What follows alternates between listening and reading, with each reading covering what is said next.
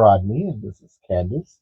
And together we are your On the Road Scholars.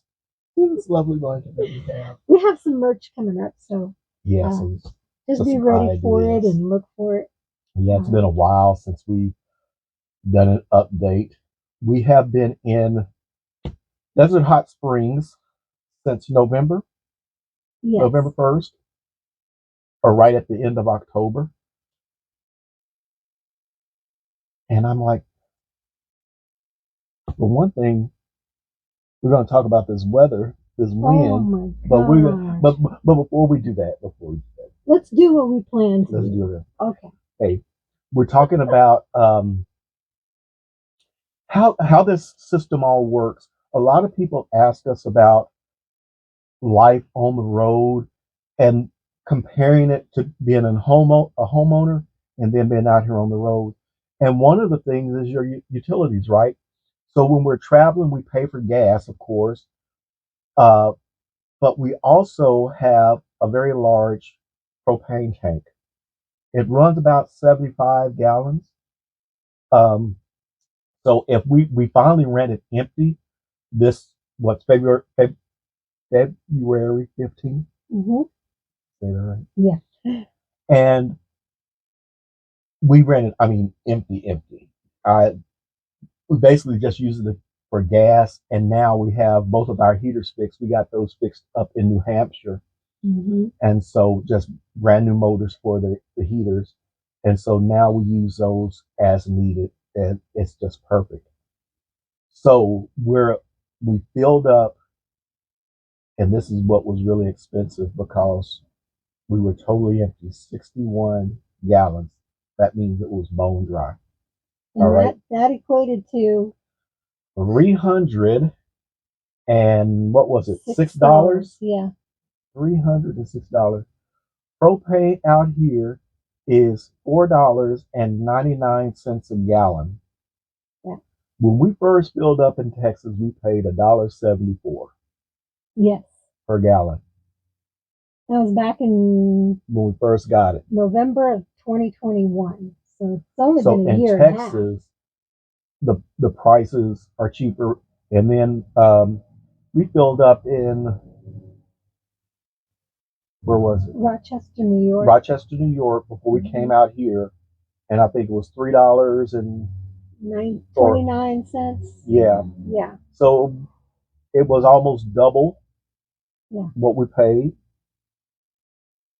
in Texas. And then when we got here, it's $4.99. Now, I know it sounds bad, but let's think if this was 6 months, you're paying what, $30 a month for gas. That's not bad. No. So those kind of things scare people because when you're on the road, one of the things that you want to be able to do is when you have deals like this, when you start traveling, that gas bill is going to be expensive. Mm-hmm. So even though you're saving money, you know you're going to have these big outlays every now and then. So that's a big adjustment in cash flow and understanding some of the dynamics, because everyone to a T, your first year when you retire, it's like you don't have any idea of how much money you spend, even though you are good at budgeting and you do those things. Even when you think you're budgeting, you're not. And you're spending money like you were where you were before. Now, if you were where you were before, cool. Yeah. But if you are like us, retiring a little early and basically downsizing, sell your house, get rid of all those bills and mortgage and property taxes and, homeowners insurance and all that, moving into an RV where you really, if you own it and you don't have a note, right? All you're basically paying for is your gas or your diesel to get where you're going, and your propane, and some food. And food. And then your places to stay. And every now and then I gotta get my my apricot brandy. Cigars, things like that. But you can't treat it like you're on vacation. Yes, yes. And I know when we were out doing a lot of traveling, when we were, even though the gas part was okay, we got that down. Mm-hmm. We were pretty prepared for it, even though it's a big shock when you're paying $500 when you fill up or $400. Yeah.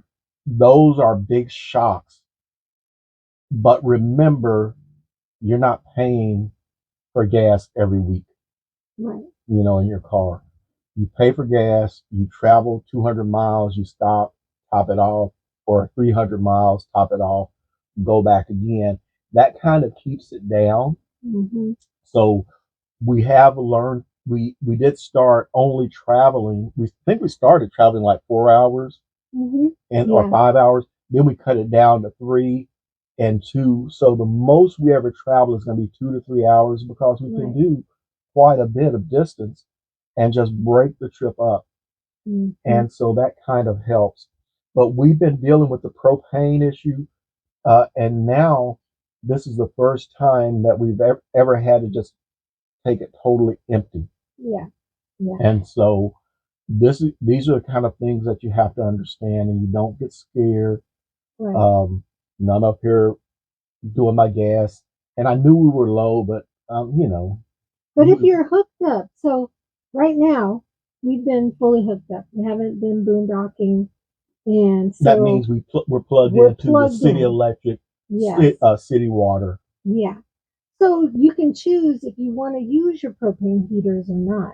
It gets really cold and you've got your little, electric heater. We have a little electric heater that we use. And that's enough, sometimes if we're in our bedroom sleeping or whatever, it gets cold. But sometimes it gets really cold, especially in the wintertime, and you have to run your propane heater. Yes. So that's when it can, and we hadn't really been running it in New Hampshire because it was screeching. It was making so much noise. It would wake up everybody. Yeah. So we just didn't do that. Yeah. And really, when we're in this room, that little space heater works.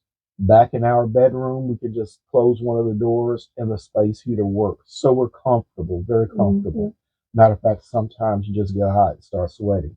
Yeah. And that's one of the good things about having an RV. It's not as airtight as a home, right, but it's also a lot less effort to heat up. Yes. A lot less. It doesn't take a lot. Remember, you're only dealing with like 350 square feet. At the most. Yeah. Mm-hmm. So. And so then when we're back in the room, what is that, 10 by 15 maybe? Yeah, maybe. So 150 square feet? Yeah, 125. Somewhere in there. It's the living area back there is a nice size, and it's stays very warm. I mean, it's perfect. And I'm trying to. There was one other thing. He keeps looking back there like. Yeah, I'm looking back in the room like somebody's gonna come out and tell me something. Who's back there? I don't know.